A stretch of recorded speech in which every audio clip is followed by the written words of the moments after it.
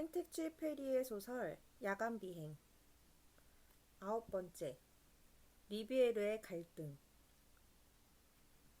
리비에르는 결제 서류를 들고 사무실로 들어가다 오른쪽 옆구리에 심한 통증을 느꼈습니다. 몇 주일 전부터 그를 괴롭히고 있는 통증이었습니다. 아무래도 느낌이 좋지 않아. 그는 잠시 동안 벽에 기대어 섰습니다. 이게 무슨 꼴이람? 그는 겨우 안락 의자가 있는 곳으로 가서 의자에 앉았습니다. 그는 자신이 결박당한 늙은 사자같이 느껴져서 서글픈 생각이 들었습니다. 이런 꼴이 되려고 그토록 열심히 일했단 말인가? 내 나이 이제 50살. 50년이란 세월을 살면서 나 자신을 단련하고 싸워왔다. 그런데 이제는 이런 옆구리 통증 따위에 몸도 제대로 가누지 못하고 이것이 가장 중요한 일이라도 되는 것처럼 마음을 쓰고 있다니.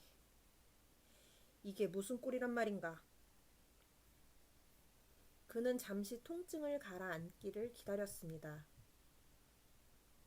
그리고는 땀을 닦아내고 결제 서류를 읽어내려갔습니다. 부에노스아이레스에서 301호기의 엔진을 분해하는 과정을 확인한 결과 책임자에게 중징계를 내림. 그는 결제 서류에 동의하는 서명을 했습니다. 플로리아노폴리스 비행장은 지시사항을 어겼기 때문에 그 서류에도 서명했습니다. 비행장 주임 리샤르를 전근시키겠음. 그는 규정을 위반하여. 그는 또 서명했습니다. 옆구리의 통증이 조금씩 가라앉고 있었습니다. 그러나 리비에르는 그 통증으로 자기의 인생을 새삼 돌아보게 되어 씁쓸한 마음이 되었습니다. 내가 공평한 사람인지 불공평한 사람인지 잘 모르겠다. 하지만 분명한 것은 내가 규율을 엄격히 하면 사고가 줄어든다는 것이다. 그 책임은 사람에게 있는 것이 아니다. 사정을 봐주면서 처벌한다면 그 누구도 절대 처벌할 수가 없다. 내가 아주 공평하게 하지 않는다면 야간 비행은 매번 치명적인 상황을 맞을 것이다. 그는 이 길을 엄격한 방법으로 개척해온 지난 날들을 떠올리자 피로가 몰려왔습니다. 때로는 동정심이란 것이 좋을 수도 있을 것입니다. 그런 생각에 골몰하면서 그는 계속 서류를 훑어보았습니다. 오늘부터 로블레를 비행기 정비 업무에서 해임함. 그는 그 늙은 정비사를 생각하면서 오후에 나누었던 대화를 다시 떠올렸습니다. 유감스럽지만 규정상 어쩔 수 없소. 하지만 지사장님 한 번만 생각해 주십시오. 저는 평생을 바쳐 이 일을 해왔습니다. 규정대로 할 수밖에 없소. 하지만 지사장님, 이걸 좀 봐주세요. 지사장님. 그렇게 말하며 늙은 정비사는 낡은 지갑에서 오래된 신문지 조각을 꺼냈습니다. 젊은 날의 로블레가 비행기 옆에 서 있는 사진이 실려있는 신문기사였습니다. 리비에르는 젊은 날의 영광이 실린 종이를 쥐고 하소연하는 늙은 손을 보았습니다. 소장님, 1910년 아르헨티나 노선 최초의 비행기 엔진 조립을 한 사람이 접니다. 1910년부터 비행기 작업반에서 일해온 지 그러니까 20년이 됐습니다. 그런데 어떻게 그런 말씀을 하실 수가 있습니까? 이러시면 젊은 정비사들이 저를 얼마나 우습게 보겠습니까? 저를 비웃을 것입니다. 정말 비웃을 겁니다.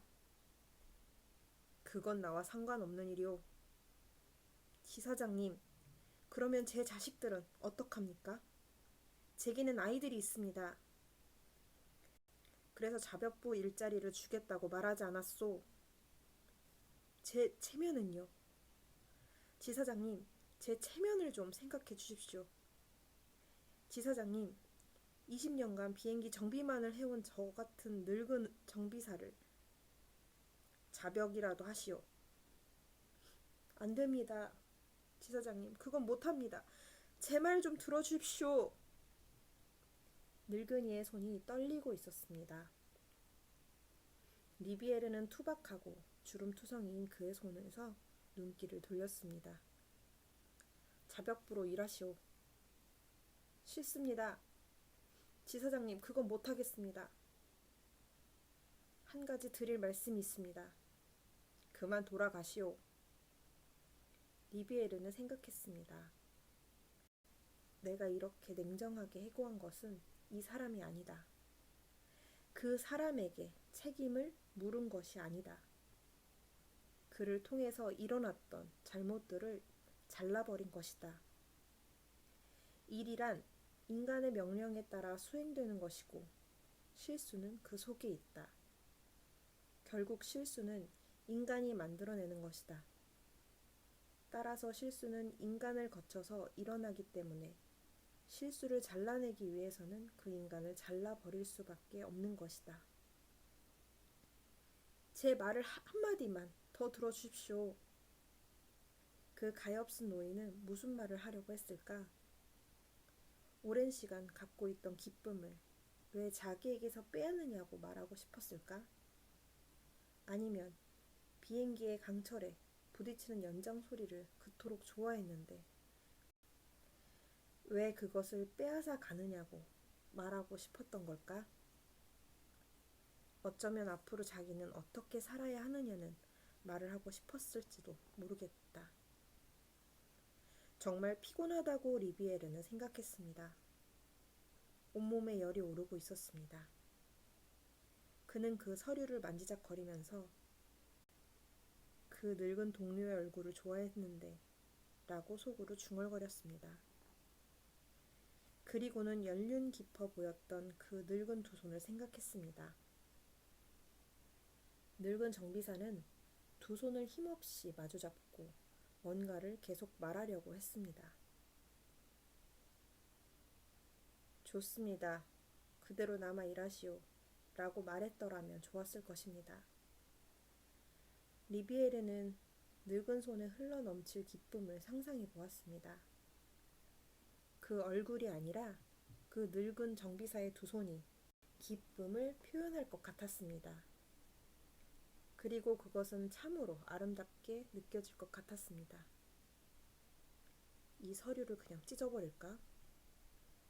리비에르는 퇴근하고 돌아간 저녁에 늙은 정비사가 가족들과 나누는 대화를 상상해 보았습니다. 그럼 그대로 일하게 되는 거예요? 물론이지. 내가 누구야? 아르헨티나 노선의 첫 비행기의 엔진을 조립한 사람이라고.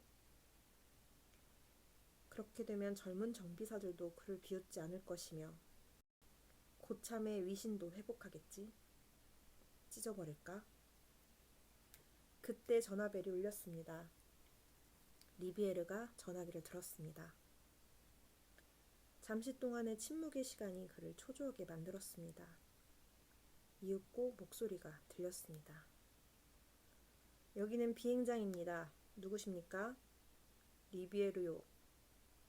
소장님, 650호 우편기가 활주리에서 대기하고 있습니다. 알았네. 이륙 준비는 완료되었지만 막 출발하는 순간에 접속에 결함이 있어서 전기 배선을 손봐야 했습니다. 누가 배선했나? 확인하겠습니다. 지사장님께서 허락하신다면 처벌하겠습니다. 기내 전등에 고장이라도 났다간 큰일이니까요. 물론이지. 리비에르는 생각했습니다. 잘못은 어디서든 발견되는 즉시 뿌리째 뽑아버리지 않으면 이렇게 고장을 일으키게 된다. 그래서 그 원인을 발견했을 때 그냥 눈 감아준다는 것은 범죄이다. 역시 로블레는 내보내야 한다. 아무것도 모르는 숙직원은 여전히 타자기 자판을 두드리고 있었습니다. 그게 뭔가? 보름간의 회계 자료입니다. 아직 안 되었단 말인가? 그 이유는 나중에 듣지. 왜 이렇게 사소한 사건들이 많이 일어나고 있는 건가? 마치 원시림이 갑자기 생겨나서 퍼져나가는 것만 같다. 어디에서나 큰일이 일어날 것만 같다. 리베에르는 조그만 담쟁이 덩굴 하나로 신전이 허물어질 수도 있다는 말을 잊지 않고 있었습니다. 훌륭한 사업을 하려면 그는 이런 생각을 하면서 마음을 굳게 하였습니다. 나는 그들 모두를 사랑한다. 내가 싸워야 할 대상은 그들이 아니다. 그들을 거쳐서 일어나는 사고와 싸우는 것이다. 그렇게 생각하자 심장이 쿵쿵 소리를 내며 빠르게 뛰는 것만 같았습니다. 그는 그것이 괴로웠습니다. 나는 내가 한 일이 옳은 일인지 아닌지 잘 모르겠다. 나는 인생이라든지 정의니 고뇌니 하는 것들이 어떤 가치를 갖고 있는지 정확히 알지 못한다. 나는 한 사람의 기쁨이 과연 얼마만큼의 가치를 갖고 있는지도 모른다. 떨리는 손이나 동정, 연민, 부드러움은 또 어떤 가치를 갖고 있는지도 정확하게 모른다. 그는 상상해 보았습니다. 인생이란 것은 온통 모순에 차 있다. 사람들은 그저 할 수 있는 한 그럭저럭 지내는 것이다. 그러나 영원히 산다는 것, 새로운 것을 창조한다는 것, 덧없는 육신을 다른 것과 바꾼다는 건 리비에르는 잠시 생각에 골똘히 잠겼다가 배를 눌렀습니다. 유럽 노선 우편기의 조종사에게 전화해서 출발하기 전에 나를 만나고 가라고 전해주게. 그는 생각했습니다. 이 우편 비행기가 헛되이 되돌아와서는 안 된다. 내가 조종사들을 격려해주지 않으면 밤은 언제나 그들을 불안하게 만들 것이다.